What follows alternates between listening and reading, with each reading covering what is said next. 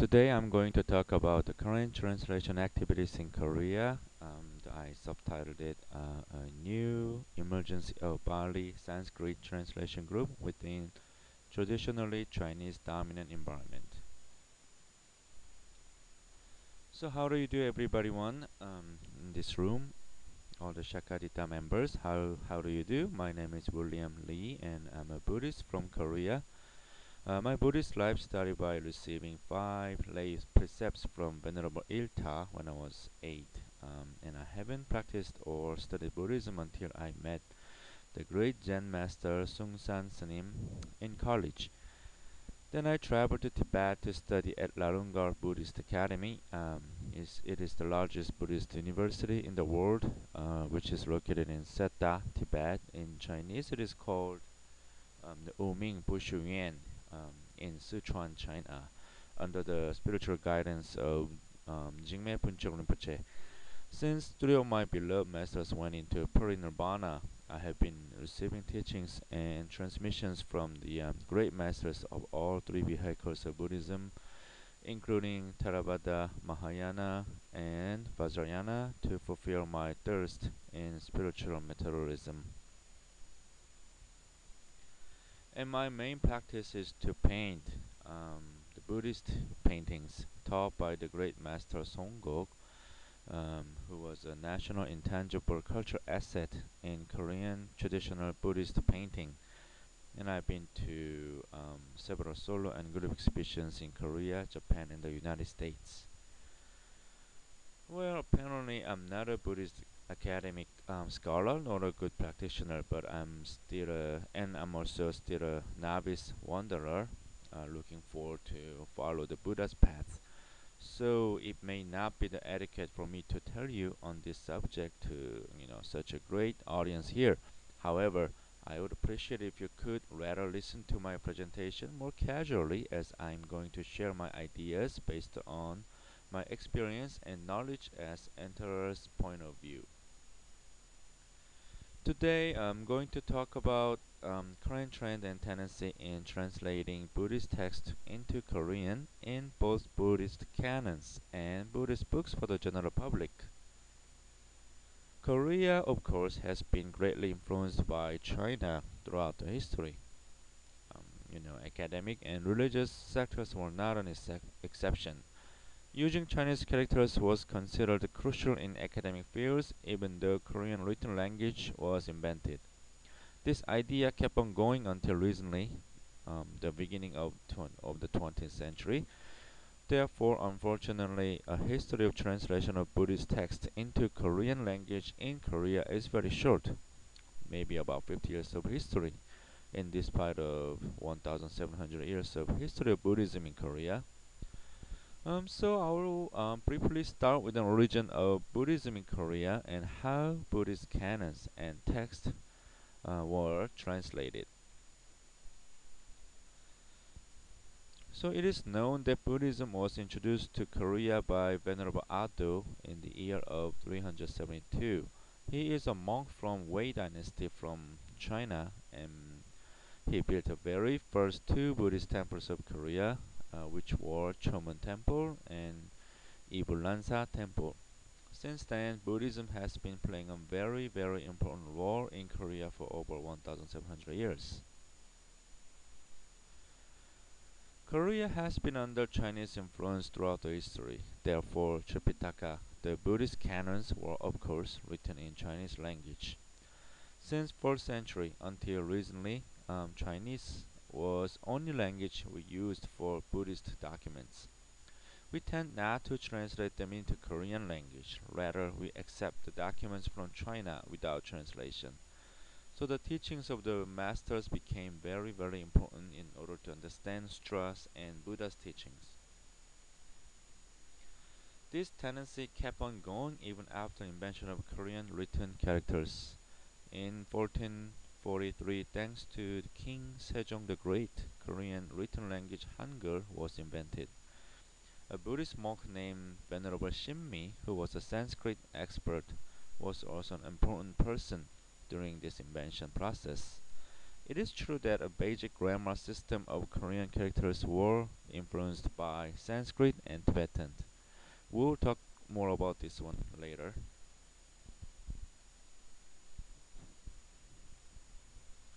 Until the beginning of 20th century, Korea never thought about translating Buddhist documents into Korean. At Sangha universities, all documents were taught in Chinese only, so monks needed an extra step to study Chinese characters in order to study Buddhism until recently. Still, many Sangha universities in Korea are using Chinese-based textbooks. However, there were a number of frontiers who tried to translate Buddhist documents and texts into Korean. Due to limited availability of original Sanskrit text at the time, although it was mainly translating from Chinese, which was already once translated from Sanskrit, it was still a giant step. During Japanese colonization in 1910 to 1945, a Venerable Yongseong was so passionate to translate Buddhist text into Korean, so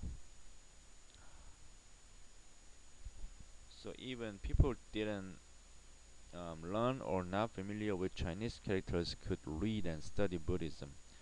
He translated many Buddhist texts into Korean from Chinese. The second important person would be Venerable Unho. At the time, all Buddhist canons, Tripitaka, were in Chinese only. He thought a strong necessity of translating Tripitaka into Korean language. So he founded an institute for Tripitaka Koreana at Dongguk University. It is the school owned by the Jogye Order of Korean Buddhism, the largest Buddhist Sangha community in Korea. Thanks to these two frontiers, growing interest in translating Buddhist text into Korean spread slowly.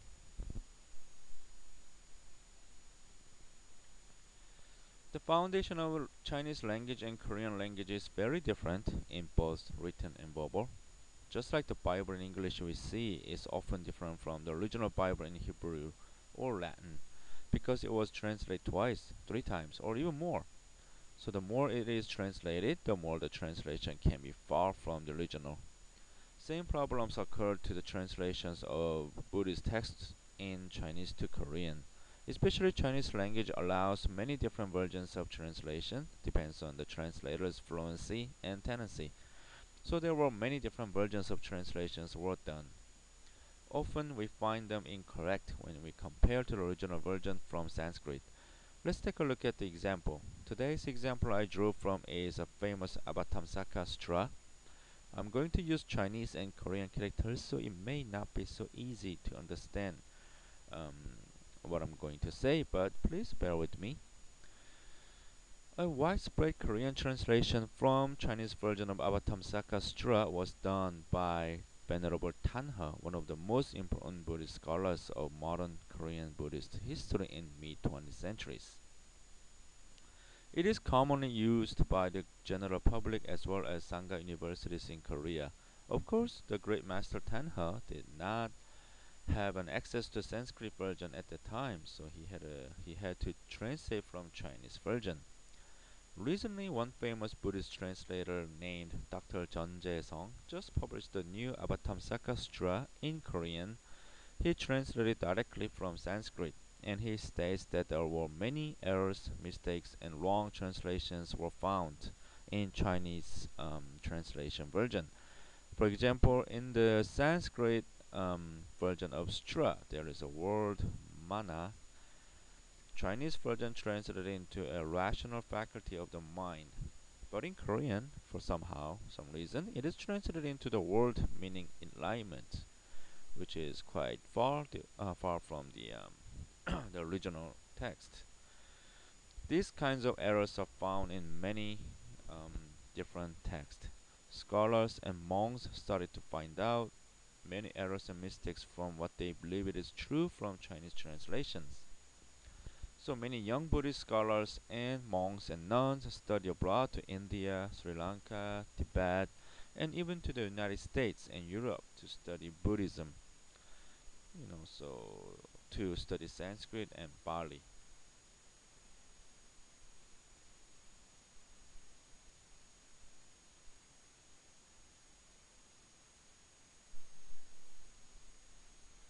I mentioned that Korean language is much more similar to Sanskrit than it is to Chinese. They are very similar in linguistic way, though I don't really want to get into more about in-depth to linguistic point of views for both languages. However, it is true that it is more appropriate and accurate if these two languages are translated into um, either languages due to their grammar similarities. The strong needs and interest in translating into Korean are never greater than these days.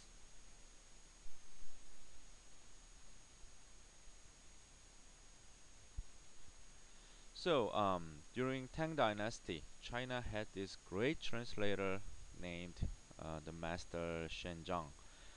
Because of him, many Buddhist documents in Sanskrit were translated into Chinese. He had his own principles while translating. In the 20th century of Korea, we need these five principles now as Korea is trying to translate Buddha's words into its own language. So let's take a look at these five principles that he had. He had five items not to be translated into Chinese, which was his mother language. So first one is a dharani or mantra. For example, the mantra of Hastha is read Gate Gate Para Samgate Bodhisoha. But in China, Japan, and Korea, we just read these Sanskrit words. I mean, we don't really translate it into like a direct translations like who's gone, person who crossed the shore, person who crossed the shore completely. We don't translate like that because we believe mantras and dharanis have celestial and spiritual power. So the masters suggest not to translate. And then the second principle was the words with many meanings. For example, we have a Bhagavat, but it can have many meanings in Chinese, also in Korean too. So we don't really translate Bhagavat into Chinese. Rather, we just leave it as it is. Third, the things that exist in India but not in China were not translated. For example, in India there are many jambu trees, but they don't exist in China. So he didn't translate, but he borrowed the sound from it. And number four was accustomed idioms. The words that were already used used to are not really translated. For example, Anuttara Buddhi. It was already translated before Shenjiang's time, so he didn't really translate it into Chinese. And number five, the words with deeper meanings. For example, prajna literally means wisdom, but it actually prajna means more than a wisdom. So the master Xuanzang did not attempt to translate prajna into wisdom. Rather, he just borrowed the sound from it and leave it as it is. So, why do we need this rule from 1,000 years ago now? Because Korea is facing a new era to translate Buddhist documents into Korean, and such principles can be strongly respected.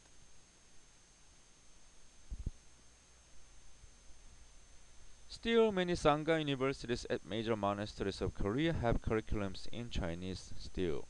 However, due to increasing interest in studying right words of the Buddha, we can witness changes in Korea right now. Let's take a look at this 1,000-year-old monastery in southern part of Korea named Sonunsa Temple. It's such a beautiful temple and has a Sangha University and the Vinaya Institute. And recently, the monastery decided to transform its entire curriculum and text from Chinese-based to Pali-based. Instead of Avatamsaka straw, lotus straw, and the diamond straw, Sonunsa temple decided to study Nikaya instead from Pali language. Chinese characters were seldom seen at the school anymore. Other traditional monasteries started to join this new wave. So therefore, a struggle between an old group and a new group arises as well, because the instructors, the teacher monks and nuns at the traditional Sangha universities were educated with Chinese texts, and they are not so familiar with Pali or Sanskrit or even English. The old generation feels more comfortable with Chinese characters, whereas the younger generations of monks and nuns are more familiar with English these days and Romanization, languages such as Pali and Sanskrit. Often, young monks and nuns find many errors and mistakes in Chinese translations than that their teacher monks and nuns use. For the teachers, the Chinese versions were only sources to them when they studied, and they had no room to argue with their students when their students bring up with original Sanskrit text and point out that the Chinese translation was wrong. So these days, newly ordained monks and nuns tend to study abroad to foreign countries instead of remaining in Korea and study Chinese-based text. Does this tendency occur in the monasteries only? Of course not. An increasing interest to learn Buddhism from original text in the general public is also remarkable. For example, at Ulsan Buddhist University, which is designed to provide Buddhist philosophy to the lay Buddhists, the monks, the head monks here teach Mahayana Sutra in Sanskrit, not in Chinese. Still, many Buddhist universities for lay Buddhists in Korea use Chinese translated textbooks and Korean version from Chinese text.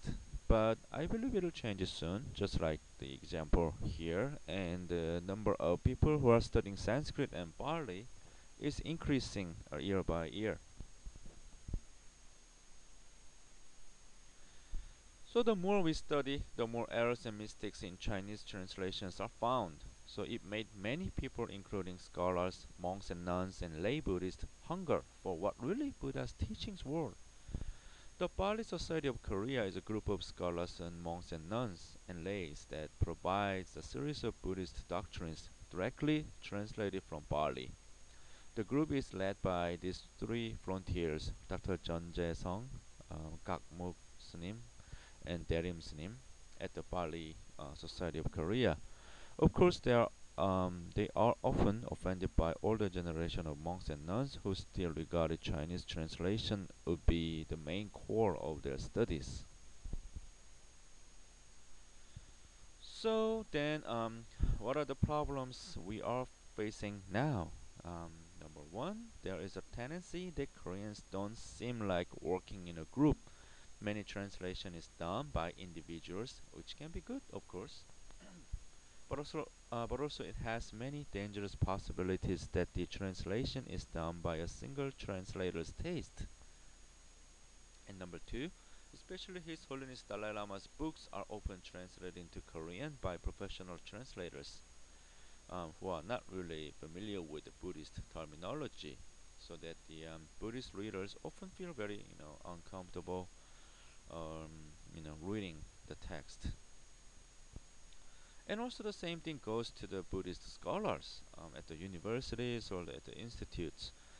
They tend not to work in a group, but rather they love to work by themselves for their own academic achievement, mainly due to their academic responsibilities, responsibilities such as a mandatory number of papers they need to write per year, and such and go on. And the problem about the Institute of Tripitaka Koreana, they did a great job translating Tripitaka in Chinese into Korean about 10 years ago. Since then, they stopped operating, they stopped translating. The institute was at Dongguk University, owned by the Jogye Order of Korean Buddhism. But however, it seems Jogye Order doesn't feel strong necessity to translate Tripitaka from directly from Pali or Sanskrit or Tibetan to Korean yet. So if this is the case, the private volunteers should play a important role here. So there is a growing number of private translation groups in Korea. They choose a text and translate together, mostly done by the lay Buddhist. But the size of the groups is quite small and not sufficiently funded yet. So they cannot guarantee the instant translation environment.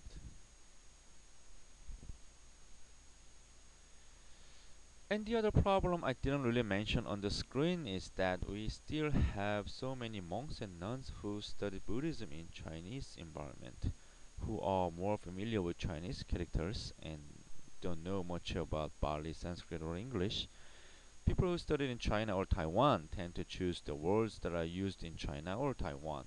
People who studied in Japan tend to choose the words that are used in Japan. So this can cause a crucial confusion. So there's an example I can show you right now.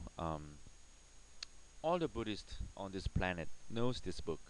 It is the all-time best-selling Buddhist books. In Tibet, when monks and nuns enter their 3-year retreat, this is a must-have book and also a great introductory book for new Buddhists. The famous The Words of One Perfect Teacher. Original text's name was Gunsang Leme Shalung, written by Patil Rinpoche. This text has been translated into 32 different languages throughout the world.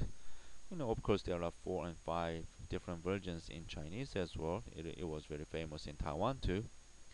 Thankfully, this precious book has been translated into Korean last year in 2012. Surprisingly translated by 2 different persons at the same time.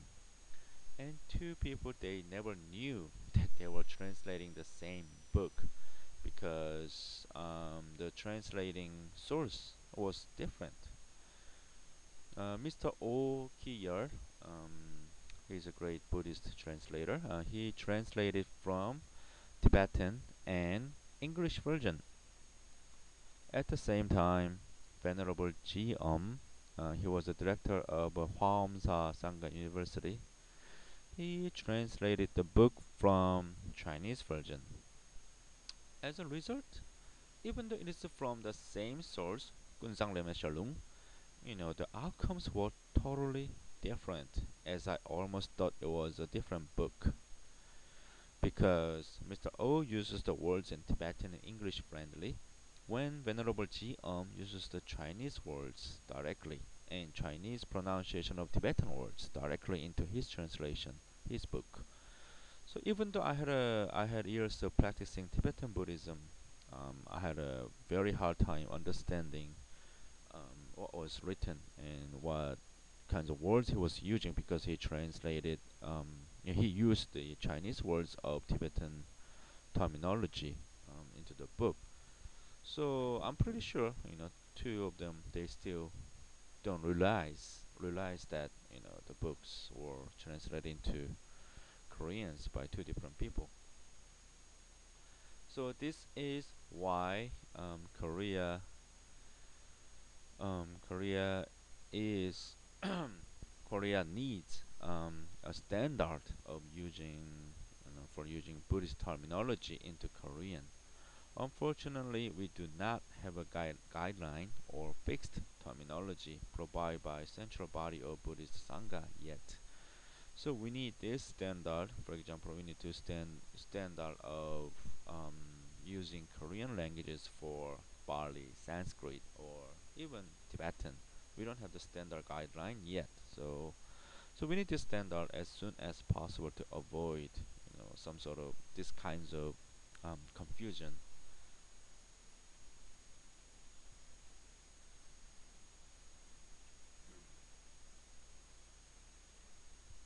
So it is my personal belief that not everyone could translate auspicious Buddhist text into their mother tongue. No matter how you are fluent in Pali, Sanskrit, Tibetan, English, or Chinese, if you do not have a certain amount of time practicing Buddhism, studying Buddhism, having a strong faith in Buddhism, the outcome should not be adequate. Of course, it is my personal belief There can be many objections, but the true translation of Buddhist text can be done by a person with great faith and a certain level of practice, I believe. It is just my personal belief. So that's why we use different words in Buddhist words, lokaba and translator. So therefore, it is my suggestion to translate Buddhist documents in original language such as Pali, Sanskrit, and Tibetan into our own language rather than going through Chinese. Of course, Korean culture is strongly influenced by Chinese culture, so I don't object that. So we should look at how other translators, how Chinese translations translate the same text into Chinese. It becomes very handy when it comes to choose the words that Chinese uses, which is already so common and familiar to most Koreans already. So where can Koreans find a role model? Where can Korean translators find a role model? I would suggest the famous um, Padmakara translation group. Well, if you type Padmakara translation group on Amazon.com, you see a long, long list of Buddhist books they have translated. Padmakara translation group founded in 1987 in France and is directed by Pema Wangyal Rinpoche and Jigme Khenche Rinpoche. Its principal aim is to preserve and communicate to a Western audience the major text of classic and contemporary literature, particularly works on Buddhist philosophy and practice. The Padmakara Translation Group, composed of translators and editors of a variety of nationalities, translates in as many languages as possible all the depths and flavor of text originating in Buddhism. How they do it How they do is to work in a group to choose a Buddhist text to translate, and experts in many languages translate together. Um, so they can compare together, choose the most sober words together, then come up with the final version. Then the spiritual masters like Pema Wangyal Rinpoche and Jigme Khenche Rinpoche, they revised it to produce the final version of the translation of the Buddhist text. So this group has a distinguished reputation for all its translations of Buddhist texts and teachings. Its work has been published in several languages and is renowned for its clear and accurate literary style. So our future relies on the younger generation. Very enthusiastic and sincere educators like Professor Cho Eun-soo at Seoul National University are the ones who plant seeds and water them in Korea. She runs a great program called the Global Empowerment Project, whose aim is to train younger generation to be able to work in a group to translate Buddhist texts of English into Korean. It has been its fourth year already, and the size of program is looking forward to expanding in both quantity and quality.